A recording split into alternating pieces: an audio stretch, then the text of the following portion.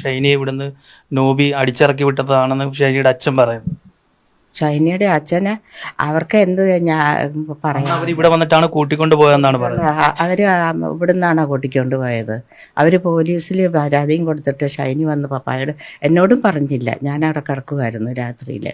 അന്നേരം കൊച്ചിനോട് പറഞ്ഞത്, ഇത് പപ്പായോട് പറഞ്ഞത്, ഞാൻ പോകുവാണ്, ഇത് കൂട്ട് എൻ്റെ സാധനങ്ങൾ എടുക്കാൻ വന്നതാണ്, അതുകൊണ്ട് ഞാൻ പപ്പായി മമ്മിയും വന്നിട്ടുണ്ട്, പപ്പായുടെ മമ്മിയുടെ കൂടത്തിൽ പോകുക എന്ന് പറഞ്ഞു. അന്നേരം പപ്പായ ഇത്രയും പറഞ്ഞെന്നാ പറഞ്ഞേ, പിന്നെ കുഞ്ഞുങ്ങളെ നീ പഠിപ്പിച്ചോണം കേട്ടോ എന്ന് പറഞ്ഞതാണ്.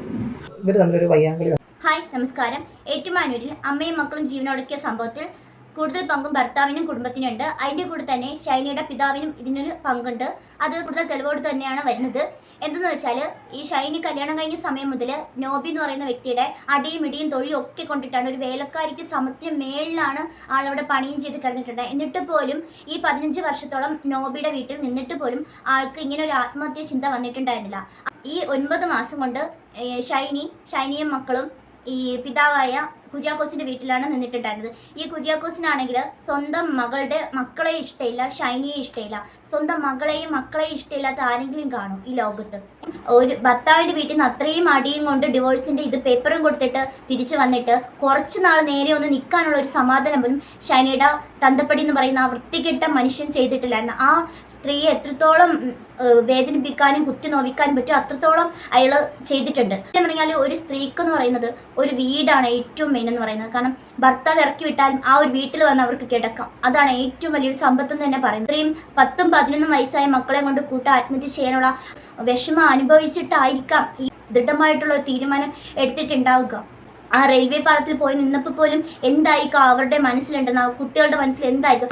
ഷൈനിയുടെയും മക്കളുടെയും ആത്മാവ് ഒരിക്കലും ഇവർക്ക് സമാധാനം കൊടുക്കത്തില്ല. നോബി റിമാൻഡിലാണ്. അച്ഛൻ പാതിരായെ ഇപ്പൊ സഭയിൽ നിന്ന് പിരിച്ചു വിട്ടിട്ടുണ്ട്. ഇത്രയും പാവമായിട്ടിരിക്കുന്ന ഒരു വ്യക്തിയെ ഇത്രത്തോളം ക്രൂശിക്കാൻ പറ്റുമെങ്കിൽ അവന്മാർക്ക് ഇവിടെ ശിക്ഷ കിട്ടില്ലെങ്കിൽ ദൈവത്തിന്റെ സന്നിധിയിൽ അവർക്ക് ശിക്ഷ കിട്ടിയിരിക്കും, അത് ഉറപ്പാണ്. ഇവനെന്ന് ഇനി ജീവിതകാലത്തിൽ മനസ്സമാധാനത്തോടെ ഉറങ്ങത്തില്ല. അത്ര കുട്ടികളുടെ മനസ്സ് പോലും വേദനിപ്പിച്ചില്ല. ഷൈനിയുടെ അച്ഛൻ ഈ 9 മാസം കൊണ്ട് ആ വീട്ടിൽ നിന്നിട്ട് ഈ ഷൈനിയെ ജോലിക്ക് പോകാൻ നിർബന്ധിക്കുന്നുണ്ട്. നീ ജോലിക്ക് പോകുമ്പോഴത്തേക്ക് നിന്റെ മക്കളെയും കൂടെ ഹോസ്റ്റലിലാക്കിക്കോളൂ. ഏതെങ്കിലും അപ്പം പറയുന്ന കാര്യമാണോ? ഏതെങ്കിലും ഒപ്പം പറയണം.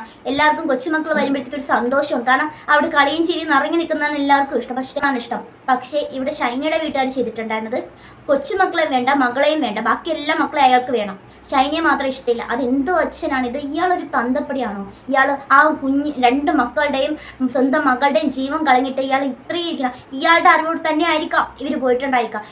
ഈ ഷൈനിയുടെ അമ്മയെയും അച്ഛനെയും നന്നായിട്ട് കുടഞ്ഞാൽ ഇതിനുള്ള മറുപടി കിട്ടിയിരിക്കും. കാരണം ഈ 9 മാസത്തോളം അയാൾ ഷൈനിയെ സമാധാനത്തോടെ ഇരിക്കാൻ സമ്മതിച്ചിട്ടില്ല വീട്ടിനകത്ത്.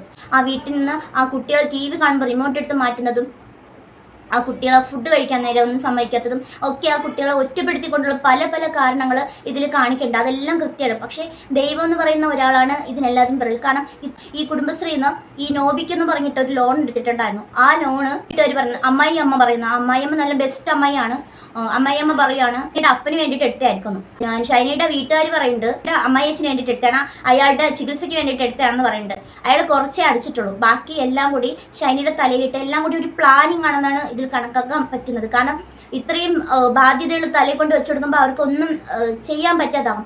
അത് ഈ ലോൺ അടയ്ക്കണമെങ്കിൽ ഈ ഷൈനിയുടെ പ്രോപ്പർട്ടി 2 ഉണ്ട്. അവിടെ ഒരു വണ്ടി, ആ വണ്ടി അയാളുടെ പേരിൽ എഴുതി കൊടുക്കുന്നു. ആ വണ്ടി ഉപയോഗിച്ചിട്ട് പോലും ഇല്ല, അത് അവിടെ തന്നെ കിടപ്പുണ്ട്.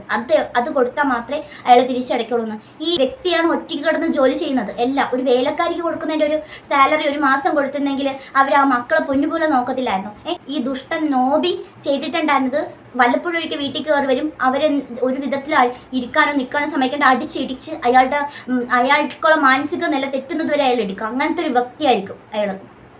ഇയാളെയൊന്നും പുറത്തുവിടാൻ പാടില്ല. സത്യം പറഞ്ഞാൽ ഇതെന്ന് പറയുന്ന ദൈവം എന്ന് പറയുന്ന ഒരാൾ ഒരിക്കലുണ്ട്. ആ കുടുംബശ്രീയിൽ ഈ നോബിയുടെ അച്ഛന് വേണ്ടി ചികിത്സയ്ക്ക് വേണ്ടിയിട്ടാണ് ആ പൈസ എടുത്തിട്ടുണ്ടായിരുന്നത്. വീട്ടിലും ഭർത്താവിൻ്റെ വീട്ടിൽ സുരക്ഷിതമില്ലാത്ത ഒരു മകൾക്ക് ഉണ്ടാവുന്ന ഒരു വിഷമം, അത് വല്ലാത്തൊരു ഇതാണ്. എത്രയും വേദന അനുഭവിച്ച് അവിടെ നിന്ന് ഇറങ്ങി 9 മാസം ഡിവോഴ്സ് പെറ്റീഷനും കൊടുത്ത് സ്വന്തം വീട്ടിൽ വന്ന് നിന്നപ്പോഴോ സ്വന്തം അമ്മയച്ഛനും കാണിക്കുന്ന അതിനപ്പുറം അവർക്ക് ഇവരെ കണ്ടുകൂടും. ഇവർ വീട്ടിൽ വന്ന് നിൽക്കുന്നത് ഇഷ്ടമില്ല. സ്വന്തം മോൾ ഇത്രയും സങ്കടത്തിൽ വന്നിട്ട് നിൽക്കുവാണ്.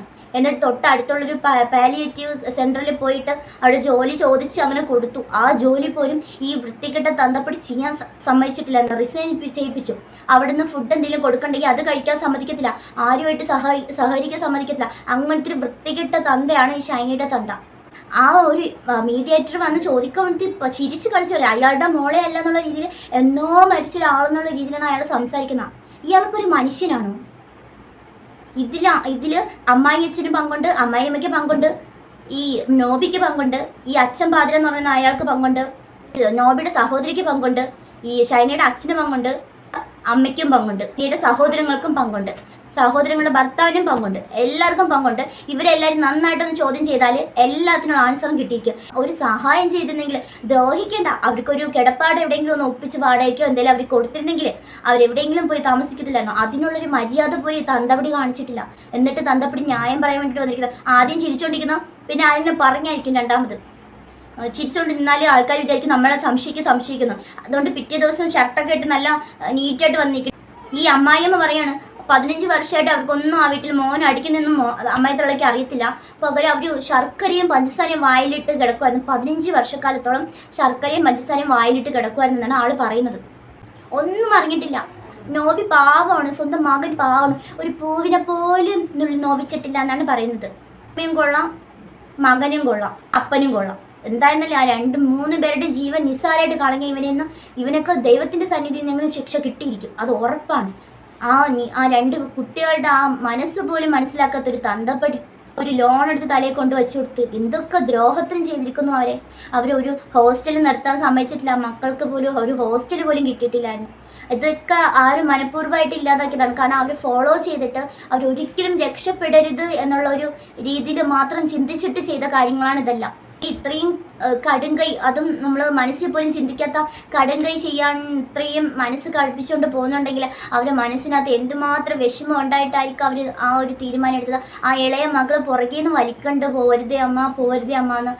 പക്ഷെ അതുപോലും മനസ്സിലാവും അത്രയ്ക്കും. കാരണം ഈ ലോകത്ത് അവർ പോയി കഴിഞ്ഞാൽ സ്വന്തം മക്കള് ഇവരെല്ലാവരും കൂടി യക്ഷികളും രാക്ഷസന്മാരും കൂടി ചേർന്ന് ബ്ലഡ് ഊറ്റി കുടിക്കും എന്നുള്ളൊരു പേടി കൊണ്ടായിരിക്കാം ആ കുഞ്ഞു മക്കളെയും കൂടി കൊണ്ടുപോയി. സത്യം ഈ 15 വയസ്സ് വരെയും ഈ 11-10 വയസ്സ് വരെ അവർ എങ്ങനെയായിരിക്കും ആ കുട്ടികളെ നോക്കിക്കൊണ്ട് വന്നത്? അതായത് ഒരു ജോലിക്ക് കയറുമ്പം ഒരു എക്സ്പീരിയൻസ് സർട്ടിഫിക്കറ്റ് വേണം. അത് നമുക്ക് എന്തെങ്കിലും ആ ഒരു ജോലിക്ക് കയറുമ്പോഴത്തേക്ക് ഇത്രയും പഠിച്ചതാണ് എന്നിട്ട് ജോലിക്ക് പോകാൻ പറ്റിയിട്ടില്ല. ആ ഒരു എക്സ്പീരിയൻസ് ഉണ്ടെങ്കിൽ മാത്രമേ നമുക്ക് ജോലി കിട്ടത്തുള്ളൂ. പോട്ടെ, ഈ കാരിത്താസിലൊരു ജോലി കൊടുക്കാൻ എന്നിട്ട് പോലും കൊടുത്തിട്ടില്ല. ഇന്ന് സ്വന്തമായിട്ട് മരിച്ചെന്നാലും മക്കളെ കൊണ്ടുപോകത്തില്ല. പക്ഷെ ഇവിടെ എല്ലാവരും മക്കളെ കൊണ്ടുപോയിട്ടുണ്ടായിരുന്നു. മക്കളെ കൊണ്ടുപോയി അവർ ഇനി എന്തുമാത്രം പഠിക്കാനുണ്ടായിരുന്നു. കുറച്ച് നാളും കൂടി കഴിഞ്ഞാൽ അവർ 8 വർഷം കഴിഞ്ഞാൽ അവർ അവരുടേതായിട്ടുള്ള കാര്യങ്ങൾ നോക്കി ചെയ്യുമായിരുന്നു അമ്മയുടെ. പക്ഷെ അതിനുള്ള അവസരം പോലും കൊടുക്കാത്ത വീട്ടുകാരെ നിങ്ങളൊക്കെ ഈ അനുഭവിക്കണം, നിങ്ങൾക്ക് നരകിക്കും സത്യം.